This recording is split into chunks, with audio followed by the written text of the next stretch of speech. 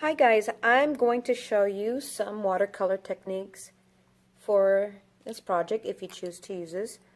First things first, we want to make sure that we clean our brush. So we're going to dip it in the water and we're just going to pounce it like that, and then you're going to take a paper towel and you're going to gently pinch it.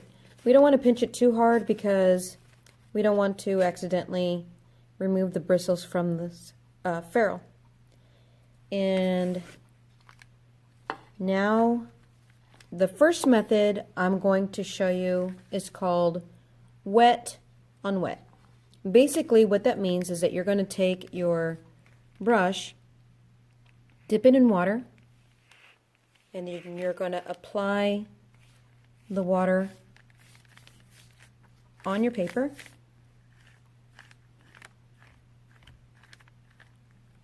Then you're going to choose any color that you want. And for this one, I'm going to start at the top. You're going to notice that the watercolor is starting to spread out. Anytime it spreads out like this, that's called bleeding. Not sure why it's called that way, or that term is used, but that's called bleeding. So again, this technique is called wet on wet.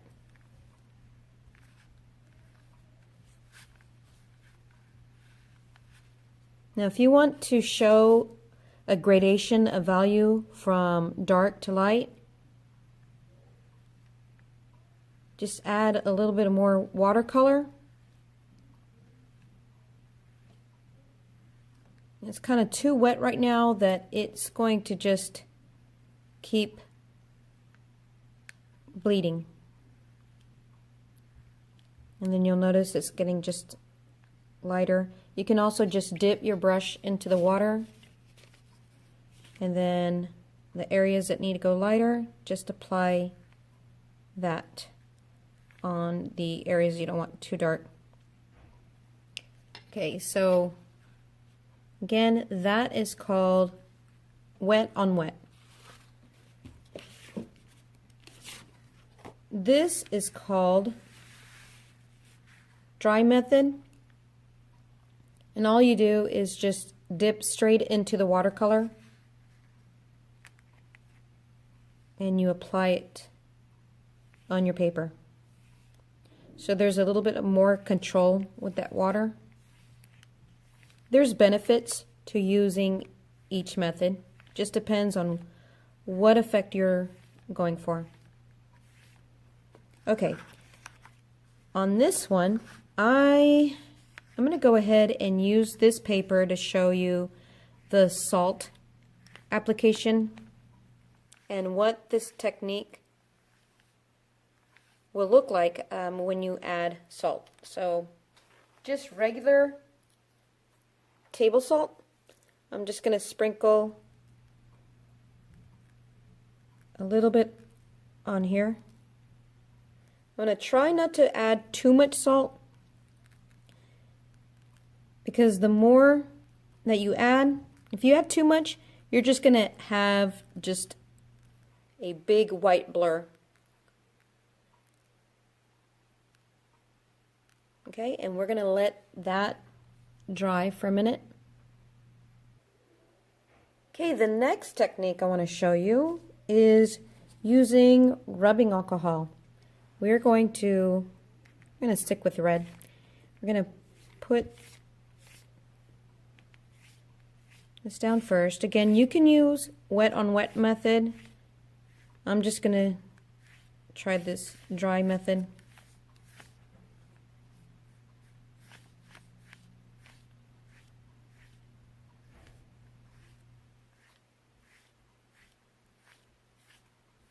Okay, now I'm going to use a Q-tip. Depends on what look you're going after. It's going to depend on what this is going to look like. So using my Q-tip, I'm just going to place it on the paper.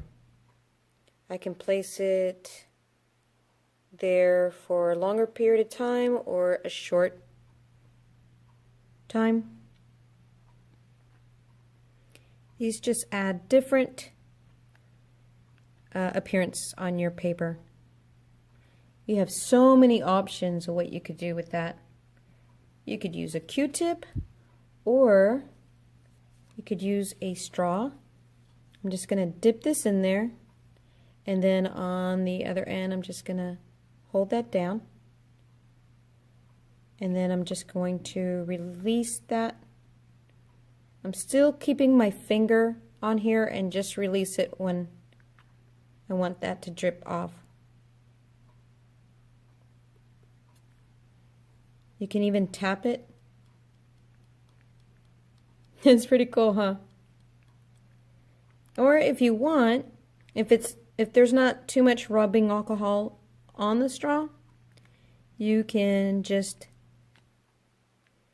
make these little circle marks. Looks like it needs a little bit more, so I'm going to dip that in there, and I'm going to put any excess rubbing alcohol on this newspaper. And it doesn't look much there.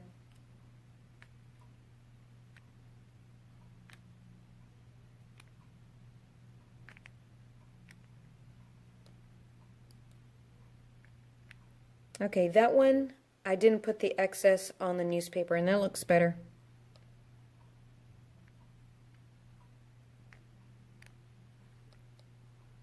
Watercolor is really funny in the sense that it can be really fun, or it can be very frustrating. That's why I like to just experiment to see what works, what doesn't work. That is pretty cool. Let me show you the salt application. What did I get on here? No clue. Anyway, this is what the salt application looks like once it starts drying up. That is cool. Have no idea what I did. Okay, the only thing I can think of is that some water dripped on there. Bet you that's what happened. So let me just take some water.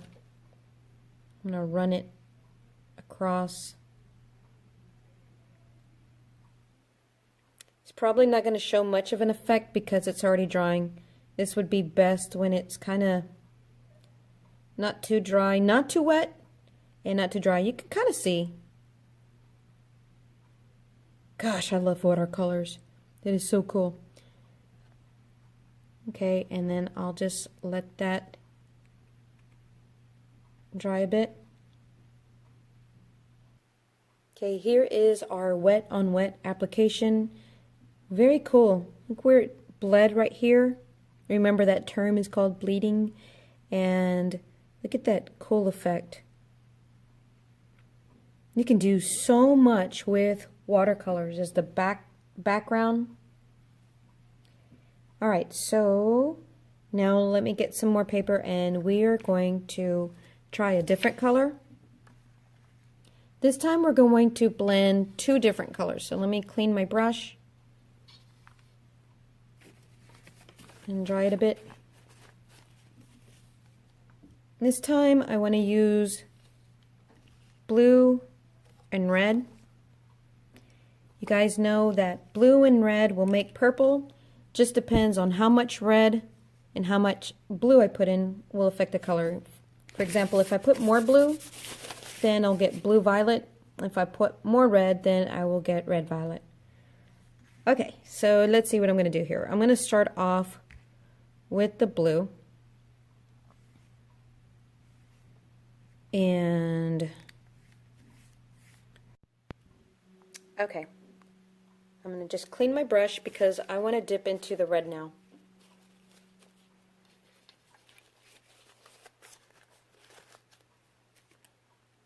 Okay, I'm just going to let's see. Oh, that's cool. I'm just going to try different effects here, guys. Nothing's written in stone.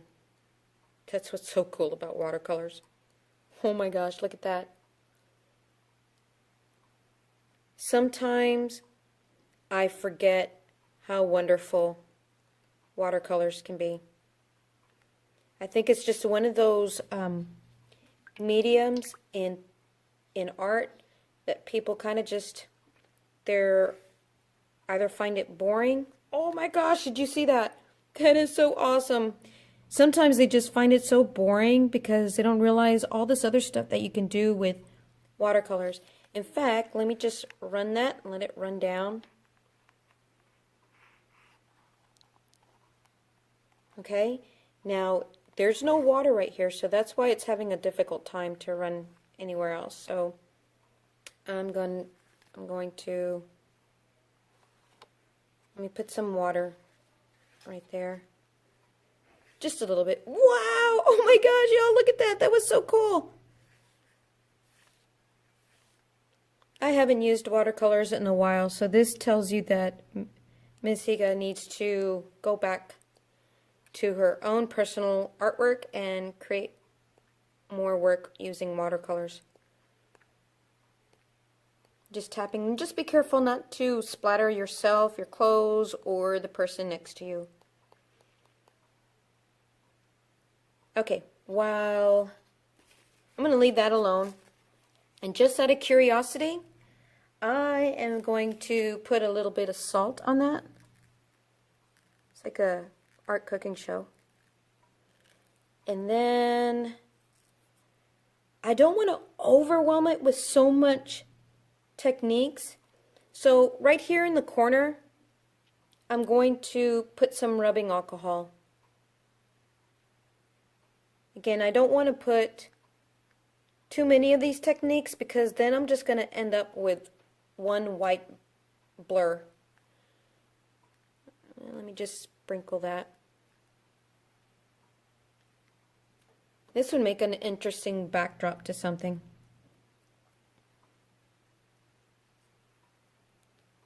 Okay guys, I'm going to let this stuff dry. Okay guys, I just want to show you this method real quick. So I placed the blue on top or first, and then I just took the purple and I just let it drip. If you've ever seen It's the Great Pumpkin, Charlie Brown, look at the sky. You can see that the skies were done in a watercolor method. Alright guys, so I just pretty much left that alone. I know I said I didn't want to overwhelm it, and I found myself just doing that. I just started adding more and more and more. I noticed that some of the rubbing alcohol didn't stay. Like right here I had put some. It's no longer there, but you can still see it right there. Kind of interesting how this little salt effect did right here, but it's very different from there. That's because there was more water. It was more watery right here than it was right there. Here is the rubbing alcohol effect all dried. Here is the salt one. And here is the one that was wet on wet. It came out really cool. And here is this one still drying.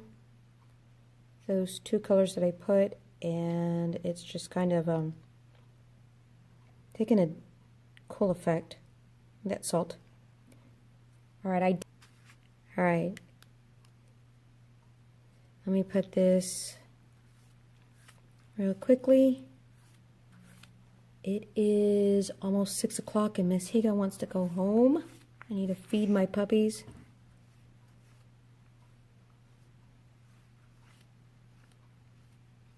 Okay, so like I said, I took a paper towel and I'm going to take that and push it down. Dab the paint off. And here's another technique. It is called a crayon resist. Some of you might have done this before in the past. What you're going to do is you're going to take a white crayon, and if there's anything on that crayon, just kind of put it on a piece of paper until it's off. Okay. So right here, I'm just going to draw little swirls.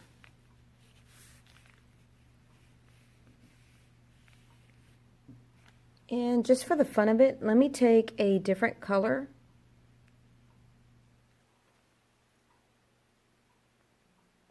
So I can show you what that will look like if we use a different color.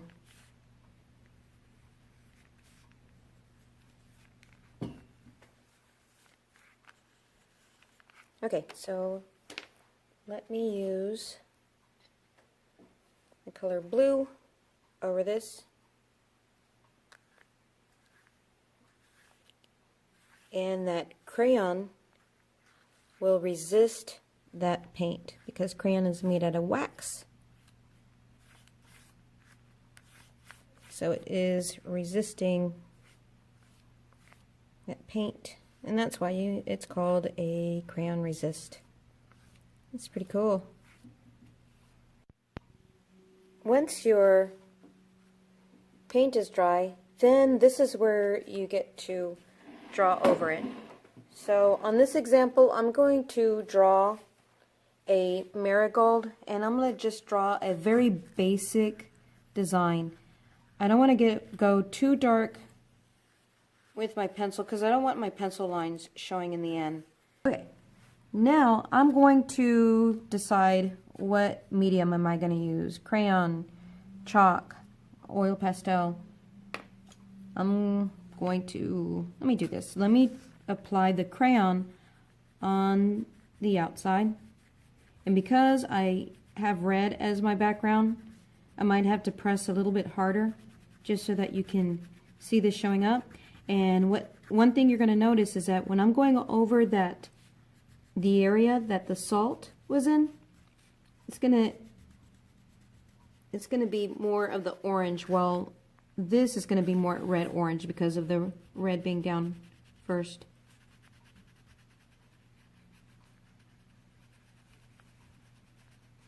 So again, I'm just pushing really hard so it can show up.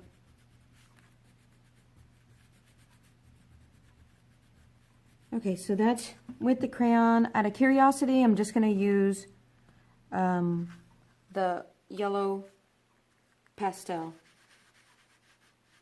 Now, you got to be very careful. If you drew something really thin, just keep in mind that your chalk pastel is wider.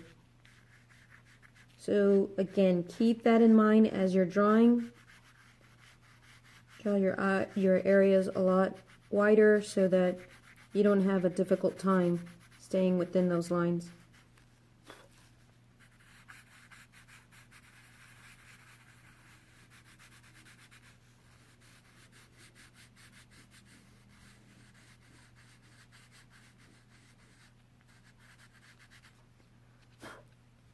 Okay, and then I don't want to use that green. Let me use the orange pastel.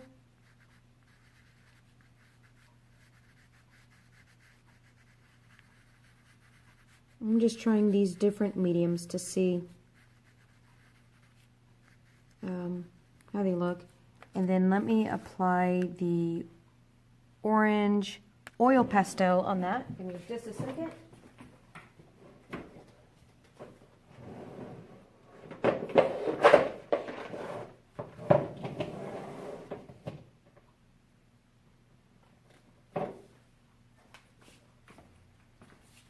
Okay, this one is pretty dirty. It's okay if you take the paper off. Just when it's time to clean up, just throw away that paper. And I'm going to apply it in there.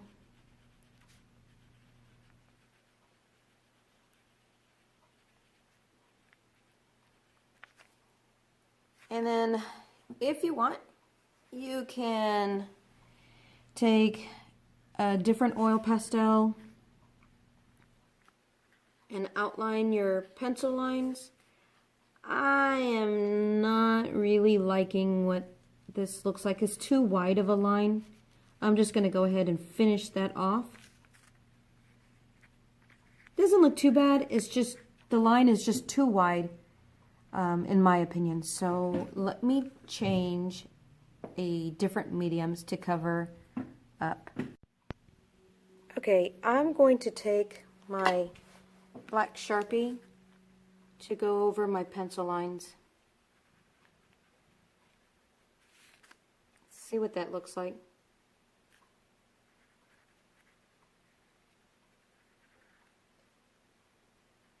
You know, it's up to you if that's what you like. If you like the thicker line, then that's fine with me.